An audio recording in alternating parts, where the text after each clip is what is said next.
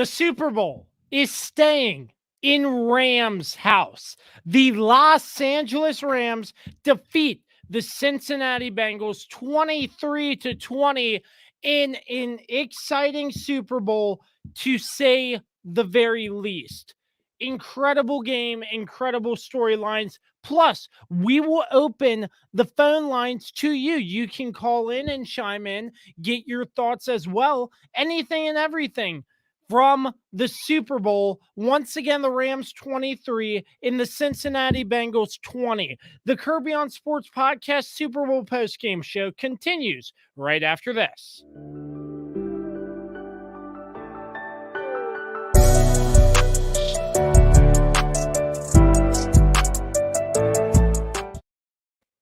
Josh Kirby with you here for the next few minutes. Hope you all are doing well and hope you all have enjoyed that Super Bowl. What a crazy Super Bowl that was. The Rams winning a Super Bowl in their home stadium.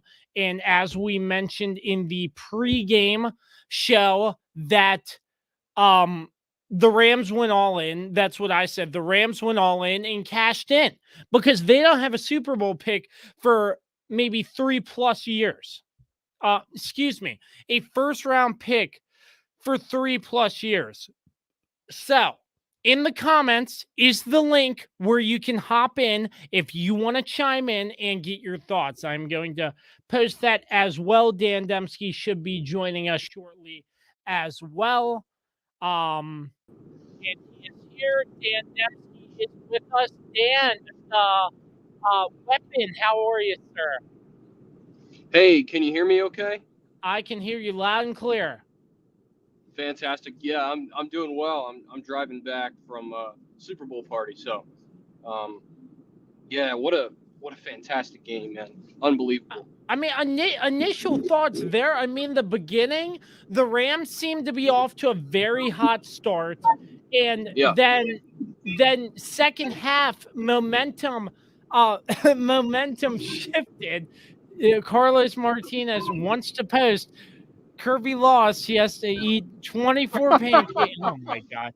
24 pancakes in 24 hours. I don't think we agreed to that, Carlos, but come on the stream if you'd like. But I think that was 2-1 vote. But anyway, go ahead.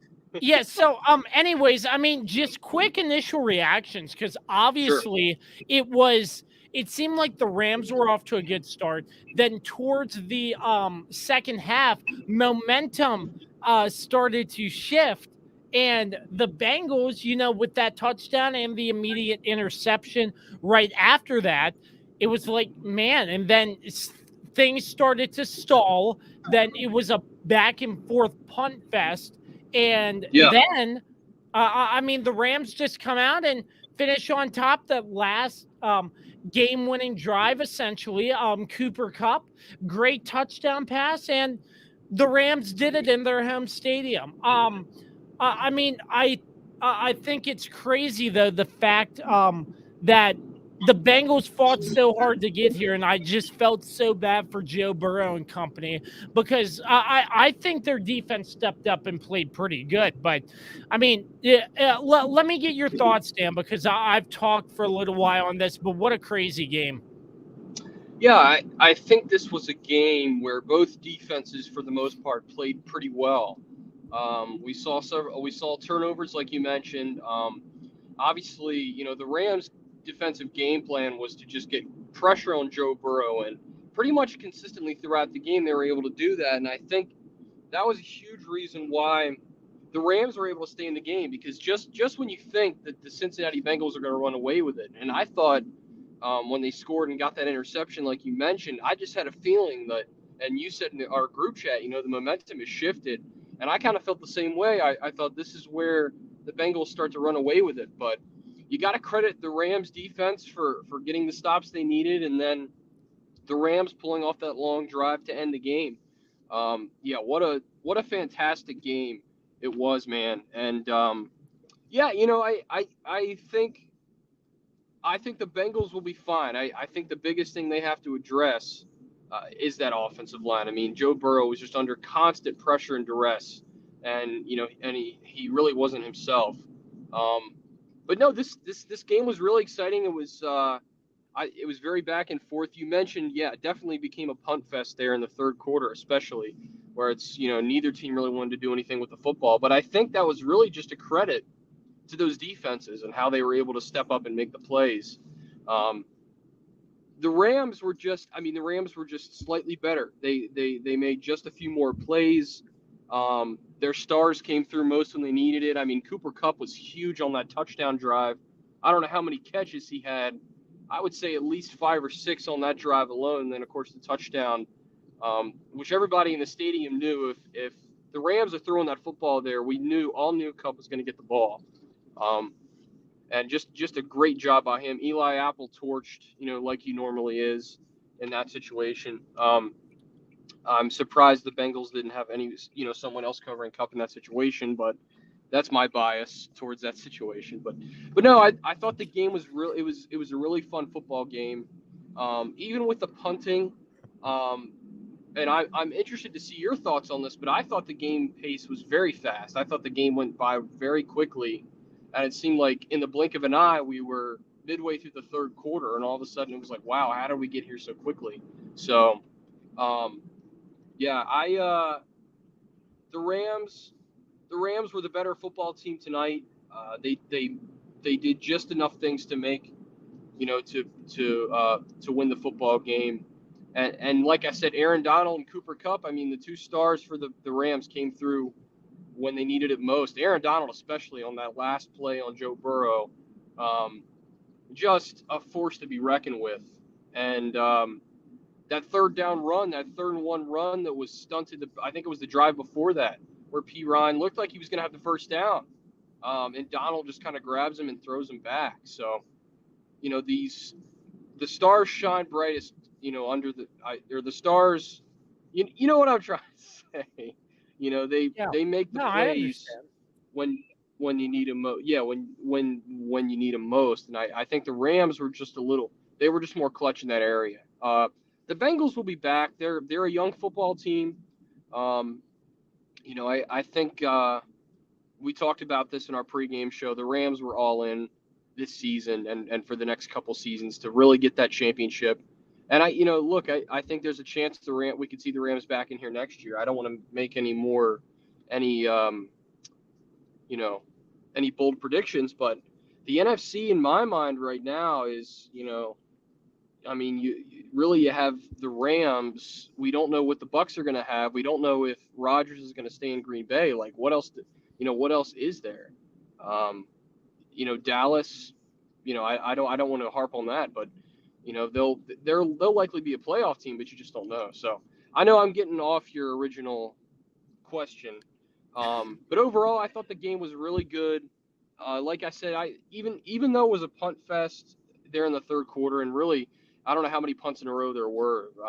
It seemed like there were 4 or 5 consecutive, maybe more. It just seemed to go on and on. But again, the defenses deserve a ton of credit. You have to credit Cincinnati's defense too. They had a couple penalties on that last drive that gave the Rams a couple extra chances. The one was sort of not a defensive holding. I don't know your thoughts on that. I can't remember who the penalty was called on, but it was sort of a bang play. It didn't seem like it was holding by the pure definition. And then of course the pass interference that set up the 1st and goal for the Rams. But no, I think Cincinnati will be back. They'll be fine. I'm really happy for Andrew Whitworth, for Matt Stafford to finally be able to have an opportunity to even play in the Super Bowl and to finally get a chance and win a Super Bowl. I'm really happy for him. And also Sean McVay as well. Sean McVay's a great guy, great coach. Still pretty young as far as, coaches are concerned. And so, it's nice to see him win one. I just wish LA had a stronger fan base. I think that's the one thing for me that's sort of holding back more of a fandom for me with this Super Bowl is it just seems like there's such a lack of interest. LA's it's not a football town. You know what I mean? It's not like these, the more the working class cities in the U.S. So that's really the one thing that I think is going against them. But Dan, I hate to good cut game. you off. I had to try to find a good segue, but the Swiss Army knife is now Carlos Martinez. Hey! There he The is. biggest loser of the night goes to Kirby! Let's go! Let's go! Hey, Carlos, how was your date night with your friends for the Super Bowl? Oh, it was fantastic. I'm happy because I'm not the biggest loser tonight. Unlike of course you someone, bring that up. unlike this person right here, he's the biggest loser because now he has to eat 24 pancakes in 24 hours. It was a 2-1 vote. Majority rules. Majority rules. That's right. We agree. Majority rules. Yes. And guess who's the biggest winner? Yeah, Dan won.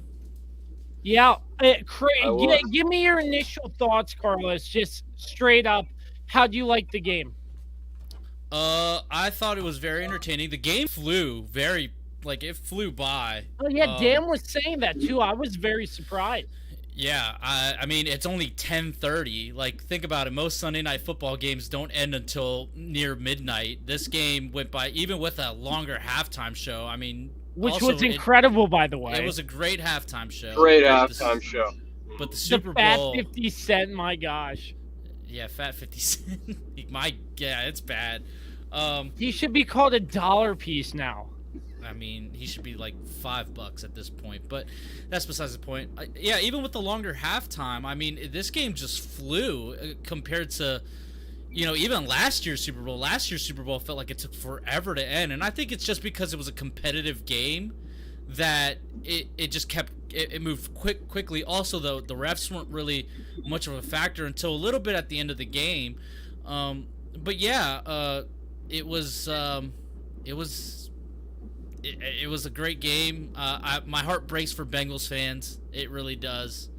To be so close again, and then to lose it that way, where basically Matthew Stafford and Cooper Kupp were like, you know what, screw it, we're gonna put it, the game on our back, and we're gonna get us to the promised land. My heart breaks for them. But ultimately, my point was vindicated. I've been vindicated that the Bengals' biggest problem was that they didn't invest in that offensive line, and it came and bit them in the ass in the biggest game. They've gotten away with it, this whole entire playoffs, but they finally came up against a team where they just weren't going to do that. For me, I think that both defenses stepped up and played extremely well at times in this game. Mm-hmm. Yeah, and like me and Dan were saying, Carlos, the punt fest, how I thought it went down. The Rams got off to a pretty good start. Then towards the start of the third quarter, momentum shifts big time all the way back to Cincinnati. And I'll say this too. If Cincinnati is hoisting that Lombardi trophy, everybody's going back and looking at that missed face mask. I'm telling you that right now. That would be 100%. The storyline right now, because that call was missed 100%. I'm not sure how the referees missed that. I'm sorry, but it was, it was a quick, like, in real time, like it was hard to see. It looked like it was just like a quick thing, so that's why I think they didn't call it, because I think they think maybe it looked like Jalen Ramsey like just turned his head for a second. Yeah. Whereas, of course, when you see it in slow-mo and replay, you see T. Higgins grabbed Jalen Ramsey's face mask and pulled it. It was a sneaky, dirty play. Granted, I mean, but it wasn't called, so more credit to T. Higgins. I guess he got away with one, but.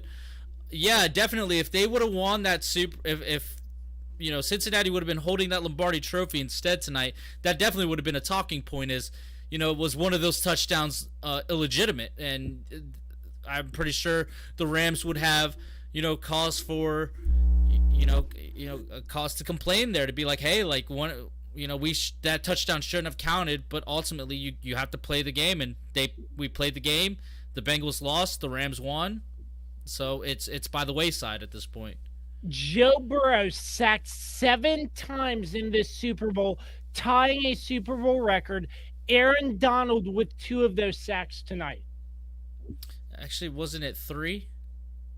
Oh yeah, I because think it was, the out of bounds when he pushed Joe Burrow out of bounds, that counted as a sack because it oh was a yes, loss. 3, yeah. Yeah, so technically it's 3 sacks. Even though Joe Burrow was running out of bounds. But I will say for sure, Aaron Donald, man, if he really does retire and pulls a Michael Strahan where he wins the Super Bowl and retires, I mean, what a dominant beast of a performance that was. I mean, he was practically shut down for like that whole entire first half, and then to come and do what he did and win, basically make the game-winning sack to end the game, incredible. Yeah, absolutely incredible. I mean, for sure, it was an absolutely great matchup. We have one of our sponsors right here. We'll get his thoughts. My dad is off camera. Give us your thoughts. Come on. I think the Bengals blew their chance on that second down play on their last possession where he just threw it out of bounds. That was a wasted play, and he should have done something with the ball. But Rams played good. They made less mistakes, and they won the game. Well, no, I wouldn't necessarily say that because you have Matthew Stafford who threw 2 picks in that game. I mean, one of the picks in the back of the end zone was necessary. A punt, yeah, kind of like a punt, just intercepting the end zone. But the other one, I mean, not really his fault. The receiver had it and then let go of it. But still, there were mistakes, but just not enough. And the Bengals weren't able to fully punch it down their throat because of it. I can't think of the word right now, but yeah, they couldn't jam it. They couldn't jam it down their throat. Is what I think what you were trying to say. They couldn't retaliate off. Yeah, I don't know the word. Yeah, and again, it was because Joe Burrow wasn't being given time to let the play develop. Let the plays develop and to be able to get it to his, to Jamar Chase, to Tyler Boyd, to T. Higgins. He just didn't get that type of time because again, this offensive line, while they played great for like maybe the first 2.5 quarters, after halftime, really like they started to crumble and. And obviously Joe Burrow, their drive before the last, so their penultimate drive, they were really just running the ball. The drive after Burrow came up limping with that knee injury.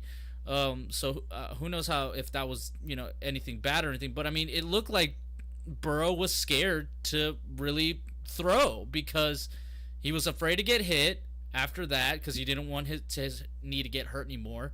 And then I think he was just like nervous about can he like actually like drive off of that knee because it was his right knee.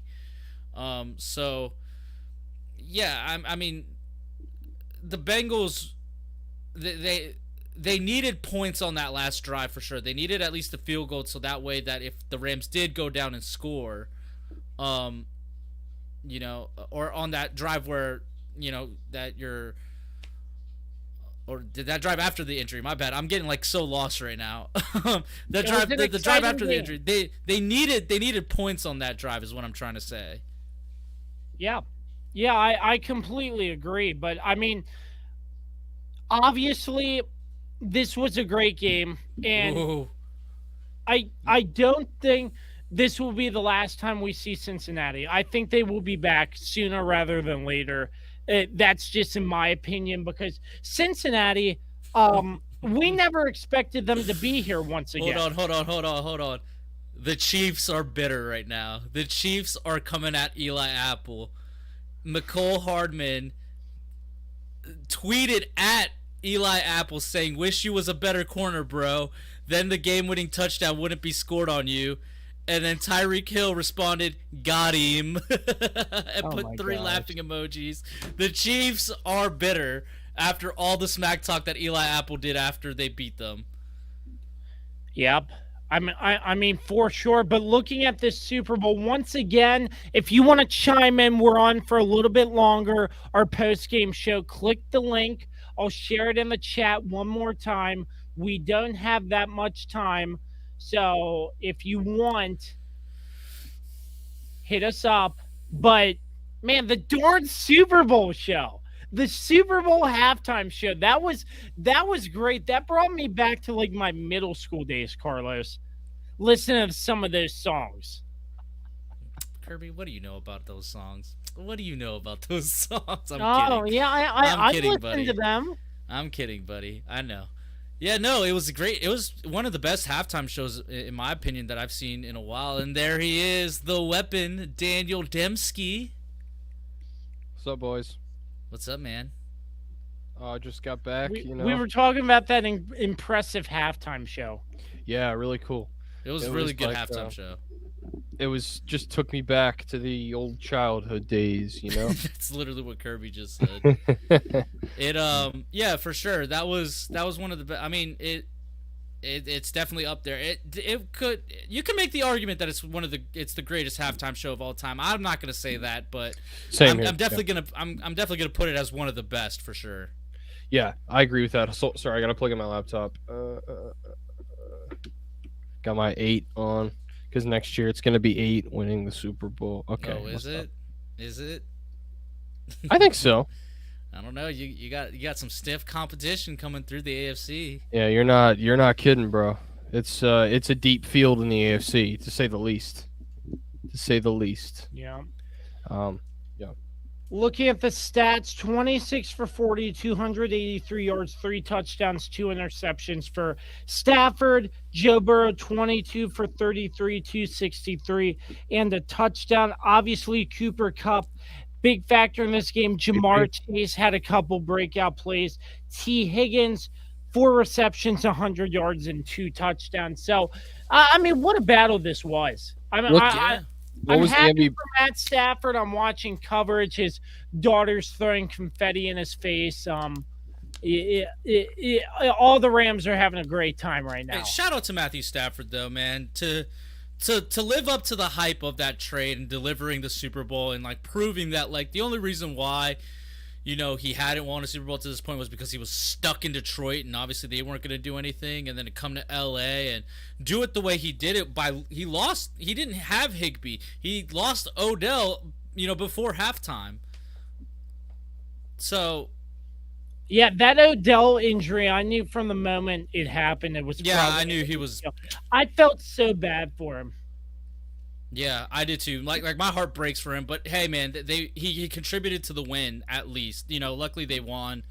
My heart does go out to him. Like that was very heartbreaking to see because ultimately, you know, this is what he was playing for. So Yeah, I just said that to my parents. How happy I was for Matt Stafford. I mean, all the stuff he's endured through the years, the injuries, the putting the team on his back, like we talked about in the pregame show. I mean, the stuff that he went through with his wife. Yeah. Yeah, I didn't even know that. Good point.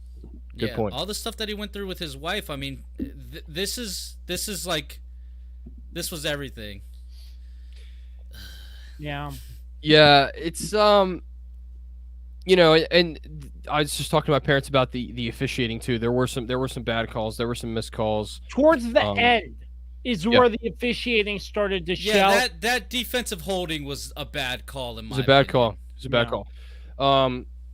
But can't forget about the face mask on the touchdown on the Bengals. Yeah, me and Kirby were talking. I say the reason why it was missed is because when you watch it in real time, it does look motion. Like it's like it looks like Ramsey was like looked away for a second. Then of course when you see it on replay, you see no, it was actually Higgins grabbed. So I can understand why the refs missed that call. Well, but I mean, it was an egregious missed call for sure. They review all the touchdowns too, which is something to keep in mind. But they don't review penalties. So. Yeah, they can't review the penalties. So like they can review that and be like, oh, well, there was a face mask, but guess what? We can't go back.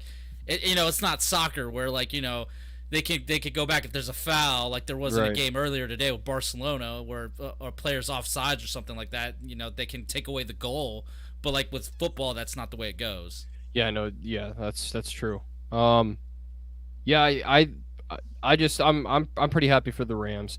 The Bengals will be back. I told Kirby this, and I'm sure you feel the same way, Carlos. Like, it's like you said, it is a deep field in the AFC. Like, there is no one team that could run. There is there. What I'm trying to say is there's not going to be a dynasty, and anytime soon. I don't think in the National Football League, especially coming out of the AFC, just because of how deep the field is there. But we'll see what happens. But I do think Cincinnati will be back. The biggest thing, Kirby said this, you've said this, Carlos, and I've said it too, like the offensive line has to be priority number 1. I was vindicated. My point was vindicated tonight. I was vindicated. 7 sacks. Well, technically 8 if you count that last one, which was, I think they said they counted it as a sack, which I thought was strange. But, yeah. So, yeah, it's a huge issue. It's a huge issue. Let's get to our first caller who wants to chime in, Alex Alcazaz of the Bear of Texas podcast. Alex, welcome. Your thoughts on the Super Bowl? Well, it was definitely a magical moment. It's unfortunate it had to go that way for Mr. Joe Burrow. But, everybody at the beginning, you guys saw The Rock right before the game started, right? Oh, yeah. Yeah. Everybody was like, why the heck is he here? I'm like, you know what? He's there to electrify the audience, the millions and millions of his fans, but unfortunately the audience wasn't really in it. To what I was, because The Rock means a lot to me, so I was, but... It's a corporate crowd, so, of course. It's rich people. It's rich people. They don't know what's going on. Not the casual fan can just show up at the Super Bowl. Yeah, but it wasn't the millions and millions of his fans that were there. Yeah, it was a bunch of candy asses, is what it was. Yeah. Use another Rock term. Bunch of jabrones. Yeah, jabronis. Of course, only in LA, the corner of Know Your Role Boulevard and Jabroni Drive, but anyway, you talk about how it ended. Matthew Stafford being in Detroit for so long.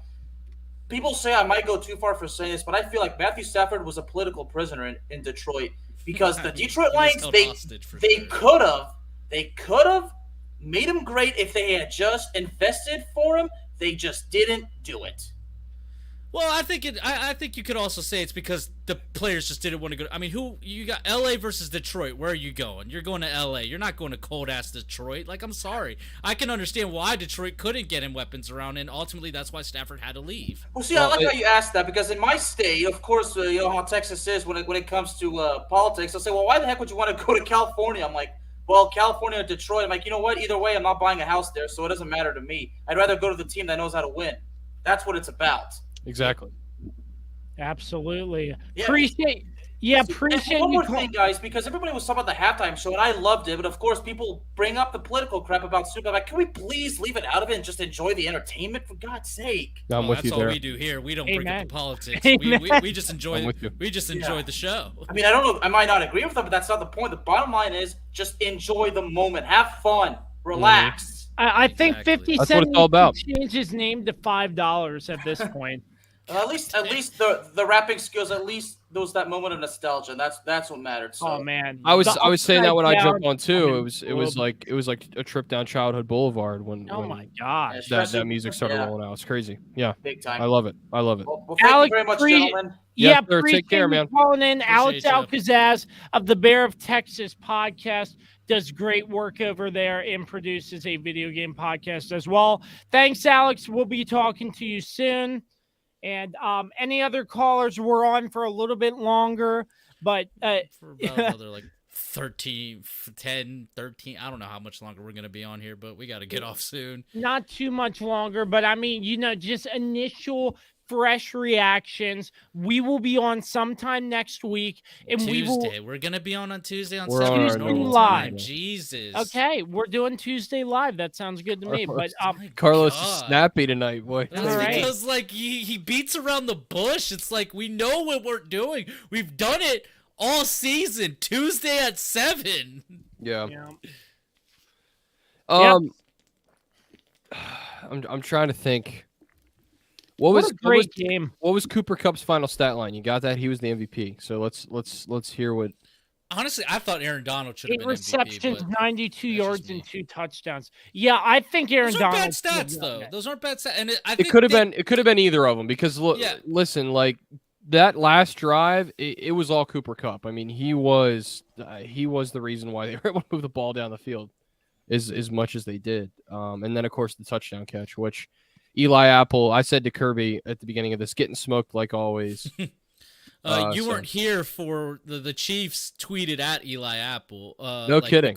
McCole Hardman tweeted at him, and then Tyreek Hill said got him too. So, ooh, that's brutal. Tyreek, not Tyreek. McCole Hardman he added Eli Apple. He said at Eli Apple, wish you was a better corner, bro. Then the game-winning touchdown wouldn't been scored on you, and he put the emoji.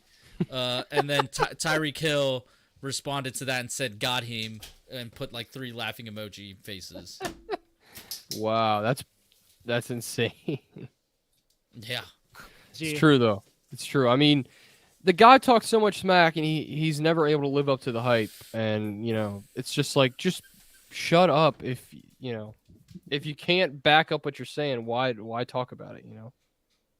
I don't know. So yeah. Well, gentlemen, this Super Bowl was a lot of fun. Our instant fresh reactions on a post-game show here. Most of us have to get up early and work tomorrow, but we will be live on Tuesday for our last NFL show for the season. But I mean, before we do that, once again, this has been a crazy and incredible ride with both of you.